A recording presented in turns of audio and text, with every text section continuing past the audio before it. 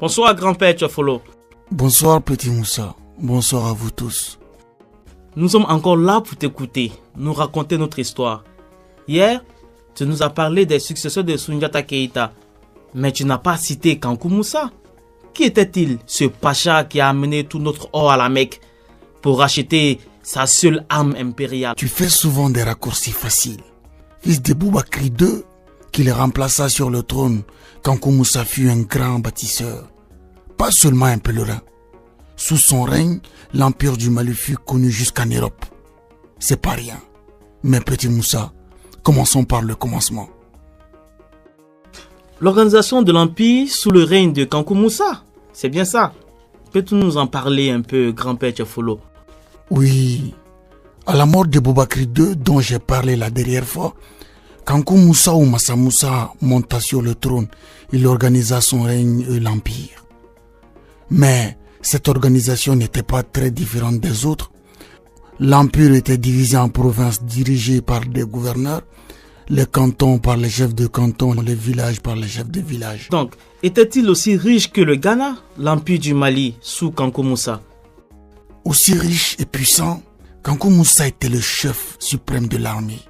Il donnait des ordres aux royaumes vassaux du Mali, qui lui obéissaient et lui payaient des impôts. L'économie de l'empire du Mali, peux-tu nous en parler un peu? Sur quoi était-elle basée exactement?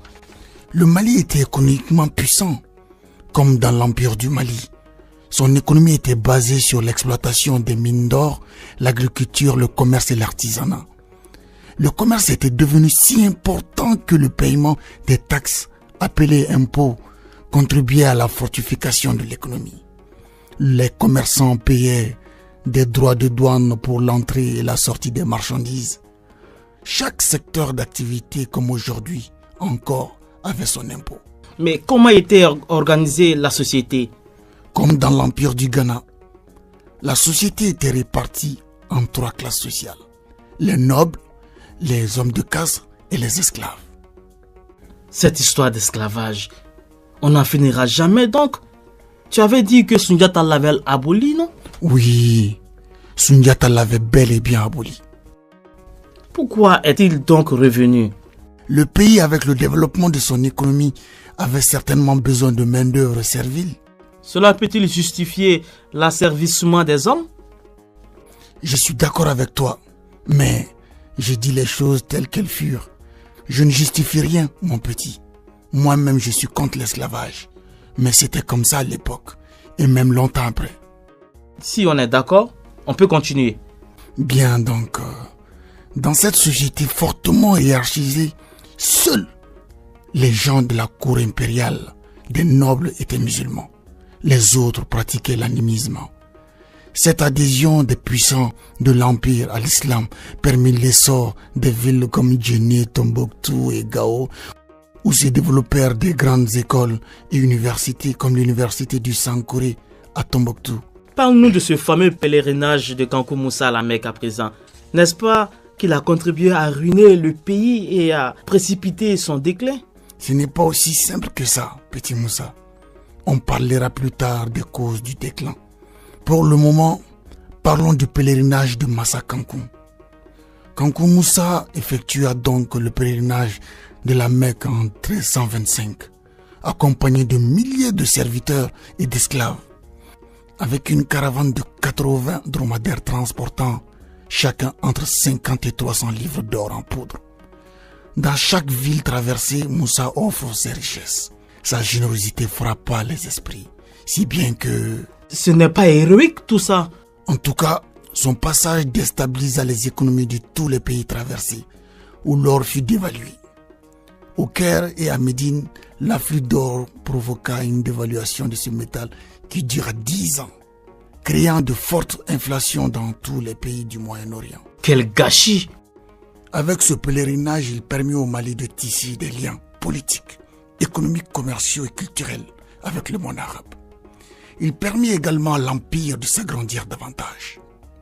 Kankou Moussa ramena avec lui des savants et des architectes arabes qui construisirent des mosquées, ouvrirent des écoles à travers tout le pays. Les villes connurent également un essor jamais égalé. Leur nombre atteignit 400.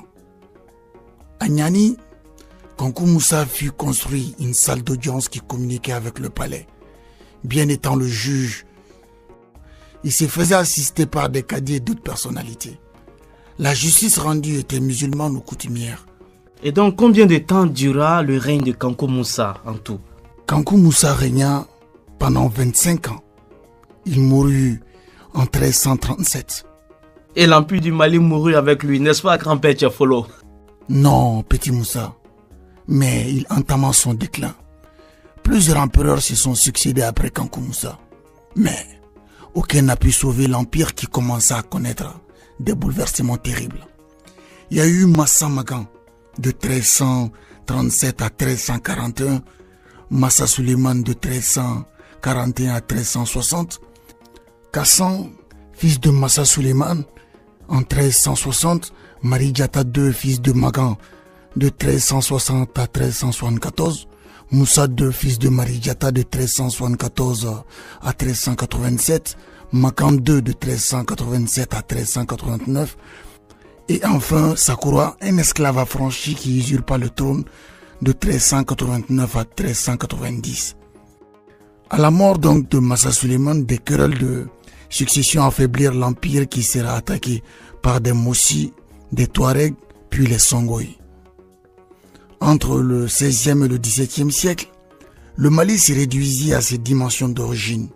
Mais petit Moussa, comme je te l'ai dit pour le cas de l'empire du Ghana, les peuples du Mali vont créer de nouveau leur État.